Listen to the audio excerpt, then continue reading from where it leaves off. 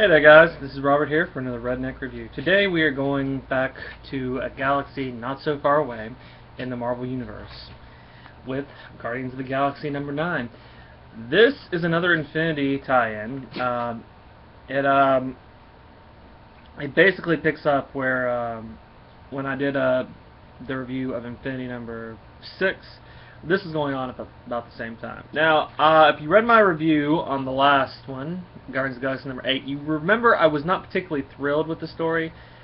Again, that was a story with just one arc, and this one is continuing that arc. It's a little bit better. I like this half a lot better than I like the starting point. But anyway, we're going to jump into Guardians of the Galaxy number 9, written by Brian Michael Bendis and illustrated by Francisco. Forgive me if I'm butchering your name here. Francisco Francivilla. The cover was by Francisco Francivilla, so it's the same person. It starts off with Gamora in space after she jettisoned herself because she didn't want to go to Earth. She didn't want to go and face Thanos again. And she's over here. She decided to leave the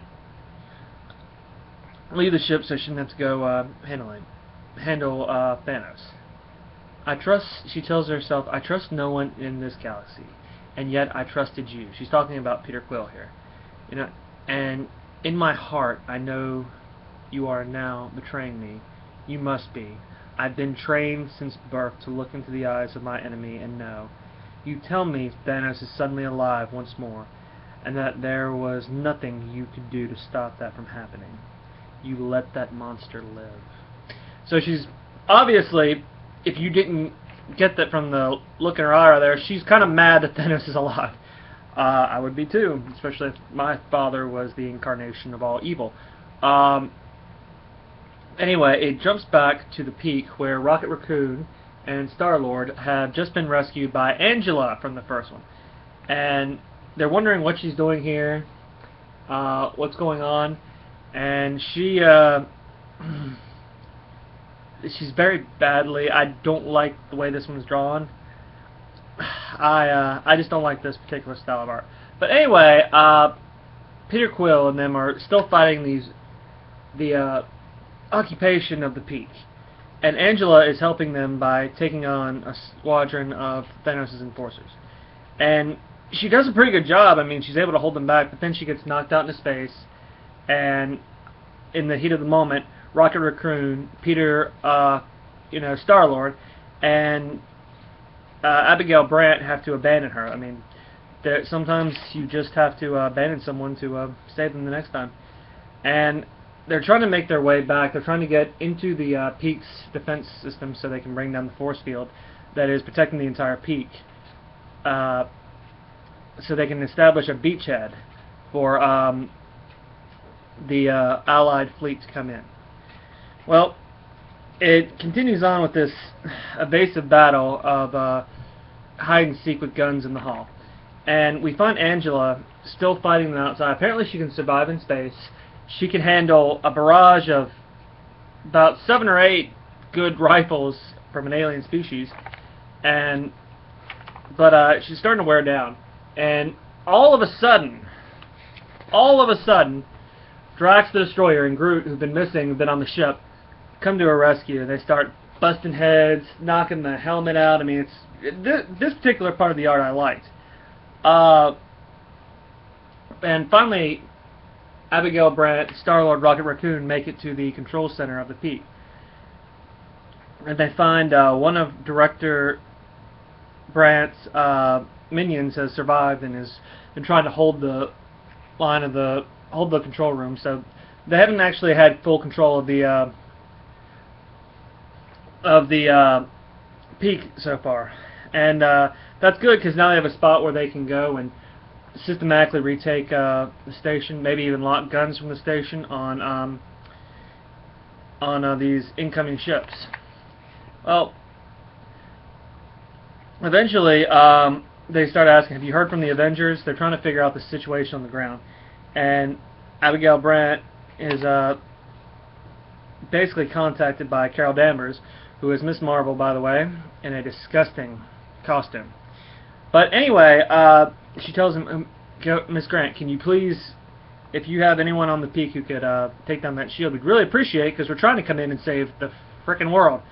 But they all of a sudden, when they do this, they're suddenly found out by more of Thanos' goons right here, who are just intent on killing them for some reason. I mean, it's not like it's life or death.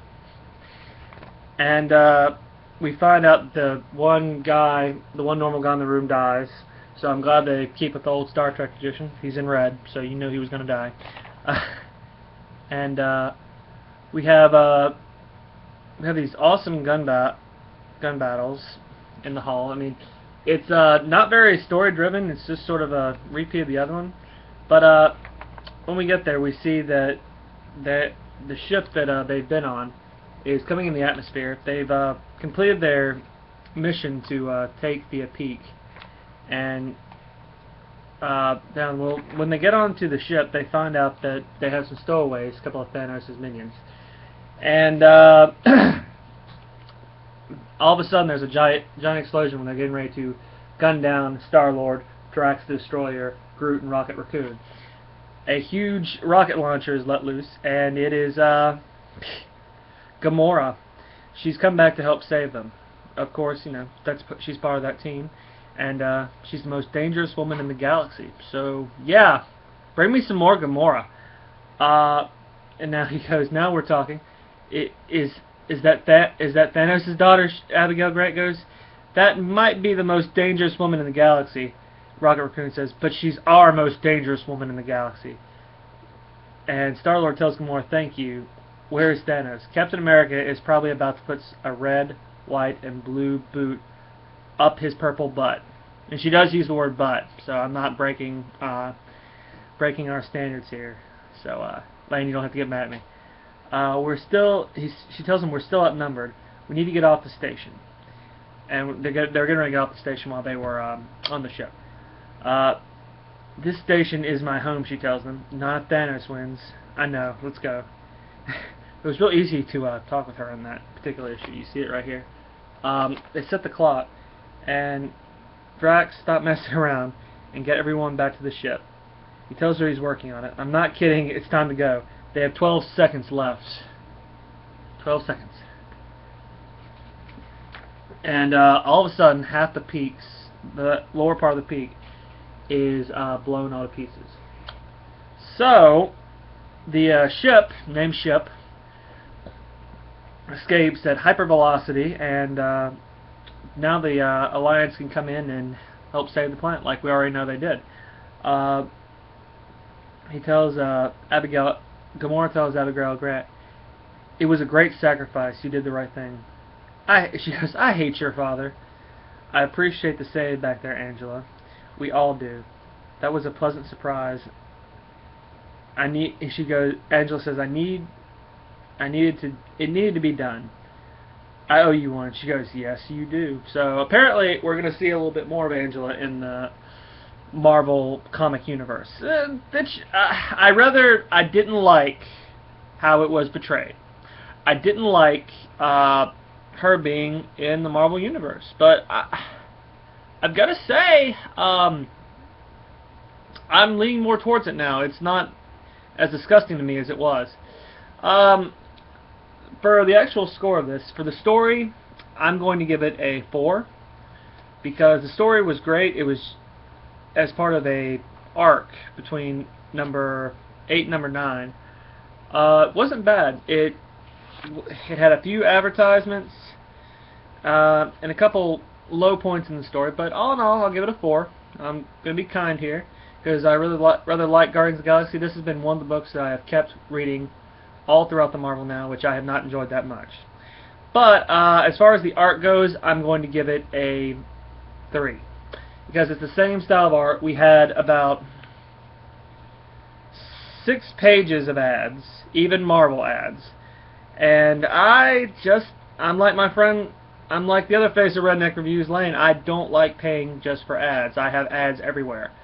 So there you have it, guys. Your And well, one more point. It's a $3.99 book, which is basically the cover price for comics now, unless you're with some really low class books. This one's pretty high quality, so I don't mind paying $1 for it. I don't like paying for this kind of art, but hopefully it'll be different here soon. But anyway, like I said, the actual score is a 4 for the story and a 3 on the art. So there you have it, guys. That's your review for Guardians of the Galaxy #9. Thank you so much. Bye-bye.